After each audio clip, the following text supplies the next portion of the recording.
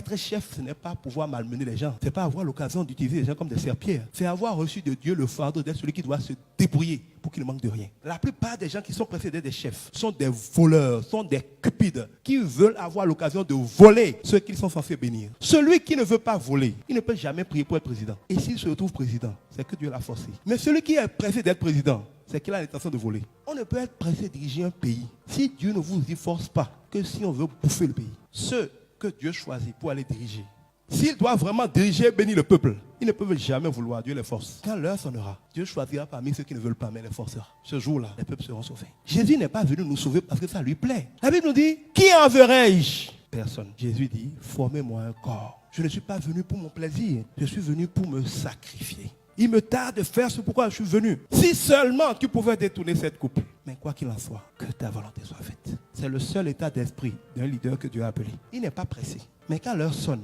il vous dira l'heure est en train de sonner. Ça ne me plaît pas, mais je suis venu pour ça. Allons-y. La plupart des gens qui jouent les leaders ne sont pas des leaders. C'est des chefs, c'est des comédiens, c'est des corrompus, c'est des voleurs, c'est des profiteurs. Ils cherchent comment se servir du peuple et non pas comment servir le peuple. Ils n'ont jamais servi personne. Ils ont toujours vécu pour eux. Pourquoi subitement ayant l'occasion de mieux se servir que jamais, il se mettra à servir le peuple? Le vrai leader est un sacrifié. C'est une vie qui n'a pas existé pour son plaisir. Dieu le crucifie pour sauver les autres. Et parce que Dieu l'a choisi pour sauver les autres, Dieu l'impose, Dieu lui donne autorité, Dieu lui donne onction, Dieu lui donne prospérité, Dieu déblaye les choses sur son chemin, Dieu brille ses adversaires. Ce n'est pas pour lui, c'est pour le peuple qui doit sauver. Vous devez chercher à savoir pourquoi vous avez été créé. Il y a des gens qui ont été créés pour conduire les autres. C'est un fardeau.